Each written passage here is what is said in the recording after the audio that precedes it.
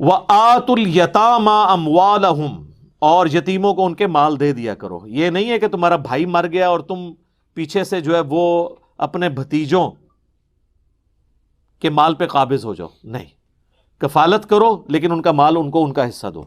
وَلَا تَتَبَدَّلُوا الْخَبِيثَ بِالطَّيِّبِ، اور ردی مال دے کر اچھا مال نہ حاصل کر لو ان سے۔ یعنی اب جائیداد تقسیم ہو رہی ہے، ایک بھائی مر گیا ہے، دوسرے بھائی نے کہا کہ اچھا اب وراثت تقسیم ہونی ہے، تو یہ تو میں یعنی اب مال میں سے اچھا مال اپنے پاس رکھ لوں، برا اس کو دے دوں، یہ کام نہیں کرنا۔ وَلَا تَأْكُلُوا أَمْوَالَهُمْ إِلَىٰ أَمْوَالِكُمْ، اور نہ کھاؤ ان کے مال اپنے مالوں میں ملا کر، کہ یعنی اب آپ کے لیے میں تو اس نے سلوک بھی کر رہا ہوں، چلو میں بھی کچھ تھوڑا بیچ میں سے لقمہ لے لوں۔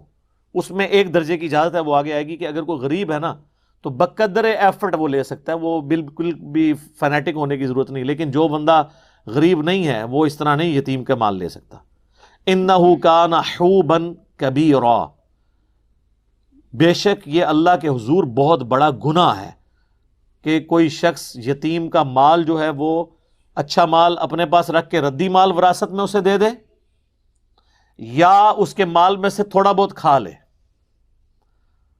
وَإِنْ خِفْتُمْ، اور اگر تمہیں یہ خوف ہو، اللہ تقسطوا فی الیتامیٰ، کہ تم یتیموں میں انصاف نہیں کر سکو گے، تو کانٹیکسٹ اس کا یہ ہے کہ پھر یتیموں کے ساتھ نکاح نہیں تم نے کرنا۔ ہوتا یہ تھا کہ اگلے زمانوں میں لوگ یتیم بچوں کی پرورش اس نیت سے کرتے تھے کہ چلو اس بچی کی پرورش کرتے ہیں، یہ بڑی مالدار ہے، جب یہ جوان ہوگی تو پھر میں اس سے شادی کر کے اس کے مال کا میں مالک بن جاؤں گا۔ یہ عرب میں کلچر تھا۔ یا کوئی غریب بچی تھی، اس کی پرورش کی اور نیت یہ رکھی کہ چلو اس کے عوض میں اس کے ساتھ نکاح کر لوں گا اور حق مہر دینے کی بھی ضرورت کوئی نہیں ہے، میں نے اس کو پال کے بڑا کیا ہے، تو اس طرح وہ ان کے مال، ان کو حق مہر بھی نہیں دیتے تھے یا ان کی جائیداد دبا لیتے تھے۔ اس کانٹیکسٹ میں صحیح بخاری میں حدیث ہے، اما عائشہ سے جب پوچھا گیا نا کہ یہ یتیم عورتوں کے ساتھ، یتیم بچیوں کے ساتھ نکاح سے اللہ نے منع کیوں کر دیا، تو پھر اما عائشہ نے کلیئر کیا کہ یہ ان یتیم بچیوں کے ساتھ نکاح کرنا منع کیا ہے جس کی پرورش آپ کریں اور اس کو حق مہر نہ دیں۔ ہاں اگر آپ نے اس کی پرورش کی اور اس کا حق مہر اس کو پورا دیا اور انصاف کیا تو یتیم بچی سے نکاح ہو سکتا ہے۔ صحیح بخاری میں اس کانٹیکسٹ میں حدیث موجود ہے۔ اور سورۃ النساء کے اندر پھر وہ آیت بھی نازل ہو گئی جب حضور سے کاؤنٹر کوسچن ہوا کہ یہ ہم یتیم بچیوں سے نکاح نہیں کر سکتے، تو اللہ تعالیٰ نے پھر وہ فتویٰ بھی دیا۔ وہ اسی صورت میں نا وہ پھر آیت کوٹ کی اما عائشہ نے سلام اللہ علیہا، کہ وہ آیت آگے چل کے آ جاتی ہے سورۃ النساء کے اندر ہی 127 نمبر آیت ہے وہ، جس میں اللہ تعالیٰ نے یہ کلیئر کیا ہے کہ تم فتویٰ پوچھ رہے ہو مجھ سے یتیم عورتوں کے بارے میں، تو میں تمہیں اس کا فتوے کا جواب بھی دے دیتا ہوں۔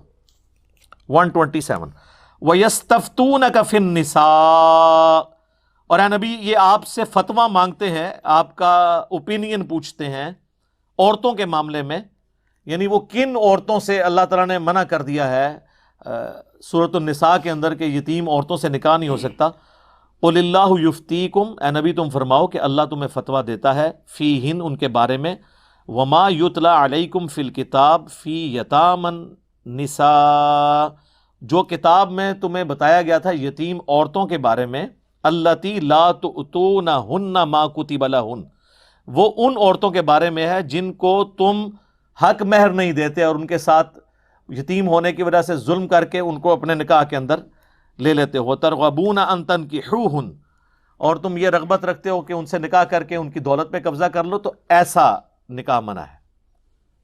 اور پریفر یہی ہے کہ جس بچی کو آپ نے پالا آپ اس سے شادی نہ کریں، بلکہ اس کے ولی بن کے اس کی شادی کہیں اور کریں، تاکہ اس کے ساتھ کہیں ظلم ہو تو آپ اس کے پیچھے کھڑے ہوں۔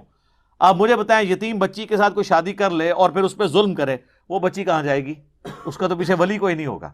تو اسلام نے اس چیز کو ناپسند کیا ہے کہ کوئی کسی یتیم بچی کی پرورش کرے، پھر اس سے خود شادی کر لے اور پھر اس کا استحصال کرنا شروع کر دے۔ ہاں اگر استحصال نہ کرے تو وہ سورۃ النساء کی آیت نمبر 127 میں اجازت مل گئی، استحصال نہیں کرتے پھر تو بہت نیکی کا کام ہے۔ لیکن بہتر یہ ہے کہ تم خود اس کے ولی بن کے کہیں اور شادی کرو، تاکہ اگر کوئی معاملہ کل کو بگڑے تو تم پیچھے اس کے پشت پہ کھڑے ہو اس کی سپورٹ کے لیے۔ تو فرمایا گیا اگر تمہیں خطرہ ہونا انصاف نہیں کر سکتے یتیموں کے معاملے میں تو پھر ان سے تم نے نکاح نہیں کرنا. فانکحوا، پس نکاح کرو، ان یتیم عورتوں کو چھوڑ دو، ان کے سوا اور عورتوں سے نکاح کرو.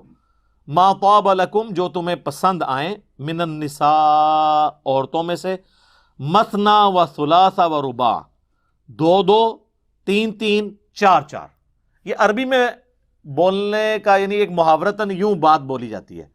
اب بعض لوگوں نے یہ دو دو کو جمع کر کے چار کیا، تین تین کو جمع کر کے چھ کیا، 10 ہو گئی، اور چار چار کو جمع کر کے 8 کیا، اور کہتے ہیں 18 بھی ہو سکتی ہیں. یہ نہیں، یہ عربی لنگوسٹک ہے. تو یہ جو ڈبل بولا گیا نا، اس کا مطلب ورنہ تو اللہ نے 18 ڈائریکٹ ہی کہہ دینا تھا. تو اللہ ہمارا دو دو کر لو، چلو تین تین کر لو.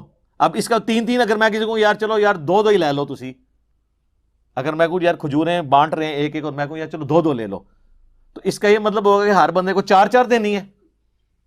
نہیں، مراد یہ ہے کہ چونکہ جمع پہ بات ہو رہی ہے کہ دو دو ساروں کو دیجیے. میں کہوں یار چلو تین تین لے لو، تین تین لے کا مطلب یہ کہ 6 6 لے لو، نہیں، سب کو تین تین دے دو. تو یہ وہ محاورتاً بات ہو رہی ہے. تو یتیم عورتوں کو چھوڑ کے تم کسی بھی عورت سے جو تمہاری محرم نہ ہو نکاح کر سکتے ہو. 2 3 اور 4 یہ حد لگا دی. لیکن ساتھ ہی کہا فَإِنْ خِفْتُمْ، لیکن اگر تمہیں یہ خوف ہو اللہ تعدلوا کہ تم ان میں انصاف نہیں کر سکتے، فَوَاحِدَةً، تو ایک ہی عورت پر اکتفا کرو، ایک ہی بیوی ہونی چاہیے اگر آپ کو یہ ڈر ہو جائے کہ آپ ان میں انصاف نہیں کر سکتے. ہاں انصاف کر سکو پھر 4 تک کی اجازت ہے، اور یہ 4 ایک وقت میں ہے.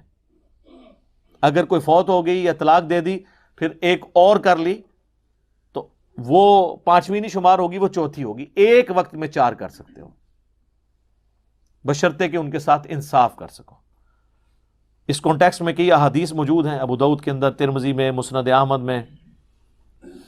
کئی مسلمان ہوئے جن کی 4 سے زیادہ شادیاں تھیں، تو نبی علیہ السلام نے پھر انہیں کہا کہ 4 رکھو، باقیوں کو طلاق دے دو، اپنا بیچ میں سے چوز کر لو کون سی 4 رکھنی ہے.